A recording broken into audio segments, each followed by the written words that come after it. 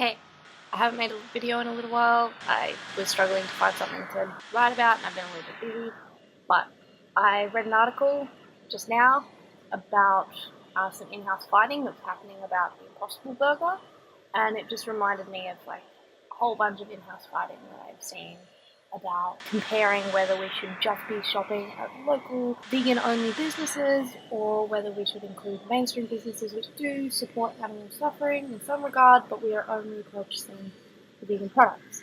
And I think both of these things are important for different reasons, and it frustrates the hell out of me when people have such strong stance on one or the other either and then shame the other person for their opinion. Now, obviously, the Impossible Burger has slightly different context because the heme component in the burger was actually tested in rats.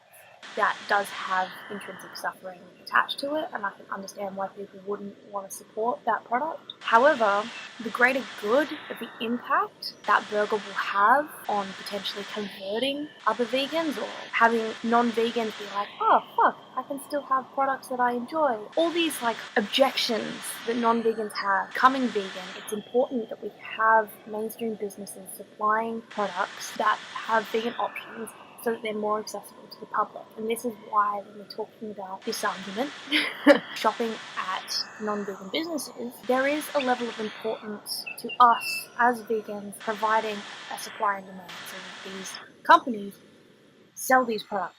When Domino's released vegan pizza, it's like, yeah, I don't want to make sure that like, the only pizza that I ever get is Domino's vegan pizzas. I want to spread my business across the board to other vegan businesses as well. But it's important that that demand is met so that they continue to do so, because most people, when they're going to get cheap pizza, they go to Domino's. They see, hey, for an additional $3 it can be vegan. Maybe this veganism thing isn't as hard as I thought. That's adding some points to the system of like just knocking those objections out of the park, and that's important. And non-vegans aren't going to provide that demand. If we feel like we are willing to do that, willing to give our money to a company that doesn't necessarily align with all of our ethics, that we're giving our money to this company to provide that supply and demand so that it's more accessible, and ultimately it is helpful in the greater good, because we are such a small percentage of the population at this point, and in order to make significant change we need to increase our numbers.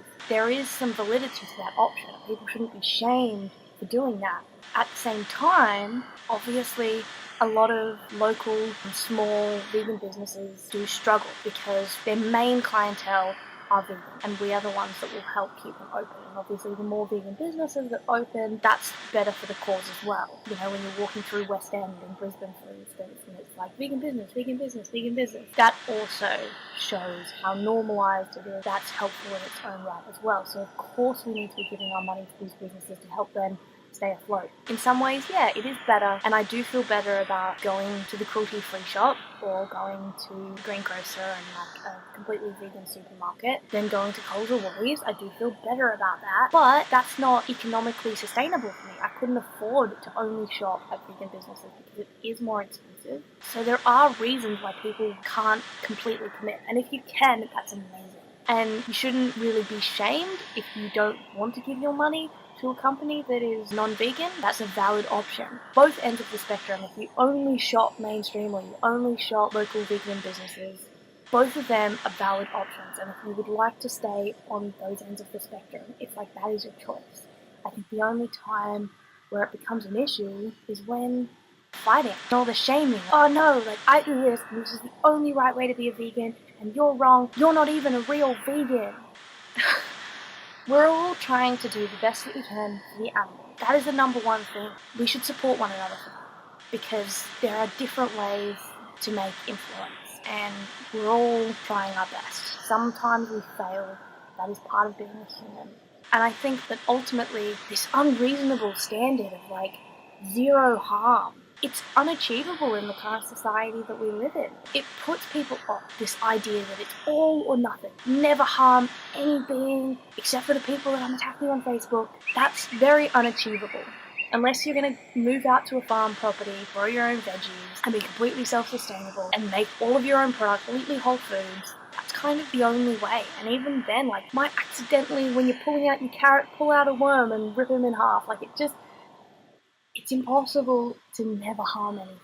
All we can do is our best to minimize to the greatest of our capacity, be forgiving to each other.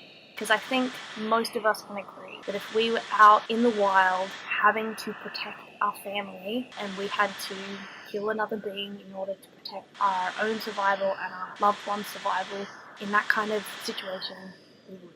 Luckily, we're not in that situation and we have options, but I think it's good to remember that we're all doing the best that we can and to try and support one another.